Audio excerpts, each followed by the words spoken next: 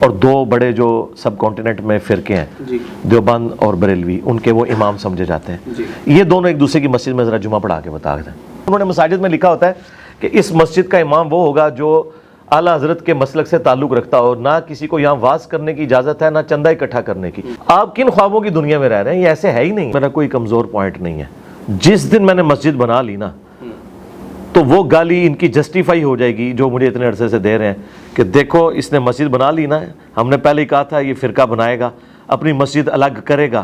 مسجد الگ کرنے کا مطلب ہی یہی ہوتا ہے کہ آپ بے شک کسی کو یہ میسج دیں یا نہ دیں کہ میری آپ کے پیچھے نماز ہو جاتی ہے، وہ کہے گا اگر میرے پیچھے ہو جاتی ہے تو آلریڈی اتنی مسجدیں تھیں، تو نے اپنی الگ مسجد کیوں بنائی؟ آپ کو پتا پاکستان میں جتنی مسجدیں بنتی ہیں نا وہ ضرورت کی بنیاد پہ نہیں بنتی. آپ اسلام آباد میں چلے جائیں، چپے چپے کے اوپر آپ کو مسجدیں نظر آئیں گی. آپ کہیں گے ایک محلے میں 2 مسجدیں کیا کر رہی ہیں؟ وہ 2 اس لیے کر رہی ہیں کہ جب وہ بریلویوں کو الاٹ کرتے ہیں نا تو دیوبندی اس وقت تک کاٹتے رہتے ہیں سی ڈی اے کو جب تک کہ مجبور ہو کے ایک پلاٹ ان کو نہیں وہ الاٹ کر دیتے. یا دیوبندیوں کو مسجد مل جائے تو بریلوی اس وقت تک انہیں کاٹتے رہتے ہیں جب تک کہ وہ انہیں مسجد نہ دے دیں. تو یہ ان کے شر سے بچنے کے لیے چپے چپے پہ انہوں نے مسجد، اور دونوں جامع مساجد ہوتی ہیں. آپ قطن نہ اپنی نئی مسجد بنائیں، لیکن آج جب آپ ایک بات کرتے ہیں کہ ہم ہر مسلک کے پیچھے نماز پڑھتے ہیں، اور یقیناً ظاہر ہے مختلف مساجد میں آپ روزمرہ کی بنیاد پر جاتے ہوں گے، نمازیں ادا کرتے ہوں گے، تو اسی طرح آپ ایک جمعہ ایک مکتبہ فکر، ایک جمعہ ایک مکتبہ فکر، یہ ہم آپ کا میسج زیادہ اچھے. جی میں آپ کو بتاتا ہوں. یہ آپ کی جو معصومانہ خواہش ہے اس کے جواب میں یہ کہوں گا مجھے تو آپ چھوڑ دیں. مفتی تقی عثمانی صاحب اور مفتی منیب الرحمان صاحب دونوں ایجوکیٹڈ پرسنالٹیز ہیں دنیاوی طور پر بھی، اور 2 بڑے جو سب کانٹیننٹ میں فرقے ہیں دیوبند اور بریلوی، ان کے وہ امام سمجھے جاتے ہیں. یہ دونوں ایک دوسرے کی مسجد میں ذرا جمعہ پڑھا کے بتا دیں. ان کی پبلک قبول نہیں کرے گی.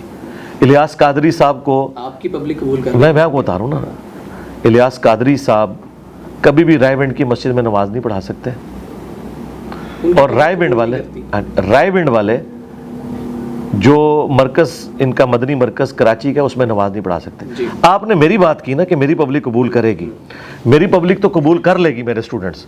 میں جس مسجد میں جا کے پڑھاؤں گا نا وہ قبول نہیں کریں گے نا. تو میں نے تو آفر دے دیے. چلے میں آپ کی ویڈیو میں دوبارہ کہہ دیتا ہوں کہ جمعے کی نماز مفتی منیب الرحمان صاحب مجھے اپنی مسجد میں پڑھانے دیں. اچھا ہاں جی. جمعے کے بعد ہفتہ آتا ہے اور پھر اتوار کو یہاں بیٹھ کے درس دیں. مفتی تقی عثمانی صاحب مجھے اپنی مسجد میں جمعے کی نماز پڑھانے دیں، اور اس کے ساتھ ہی ایڈجسٹنٹ ایک دن کے بعد جو اتوار ہے وہ یہاں کے خطاب کریں. میں تیار ہوں. اگر آپ اپنے طور پر بڑے پن کا مظاہرہ کرتے ہوئے، ویسے ہی جہلم کی مرکزی مساجد تقریباً تمام مکاتب فکر کی جہلم میں موجود ہے، آپ اپنے طور پر اگر جائیں یا یہاں ضرورت نہیں ہے، میرے بھائی ہے ہی نہیں ہے نا. آپ کوشش کریں نا، میں نے کیوں کوشش کرنی ہے؟ میں نے کیوں کوشش؟ جمعہ ایک پڑھانا ہے جی وہ نہیں الاؤ کریں گے نا، وہ تو ایک دوسرے کو الاؤ نہیں کرتے. انہوں نے مساجد میں لکھا ہوتا ہے کہ اس مسجد کا امام وہ ہوگا جو اعلیٰ حضرت کے مسلک سے تعلق رکھتا ہو، نہ کسی کو یہاں واز کرنے کی اجازت ہے، نہ چندہ اکٹھا کرنے کی. یہ مساجد میں لکھ کے لگایا ہوا ہے. آپ کن خوابوں کی دنیا میں رہ رہے ہیں؟ یہ ایسے ہے ہی نہیں ہے. اگر دعوت آتی ہے تو انشاءاللہ پڑھائیں گے. جی کیوں نہیں. میں تو کہتا ہوں کہ اگر کوئی بڑے لیول کا بندہ اس طرح کی آفر کرتا ہے تو میں ضرور پڑھاؤں گا، اور ہم انہیں الاؤ کریں گے، وہ یہاں پہ بھی آ کے اپنا موقف رکھ سکتے ہیں. فیصل آباد کے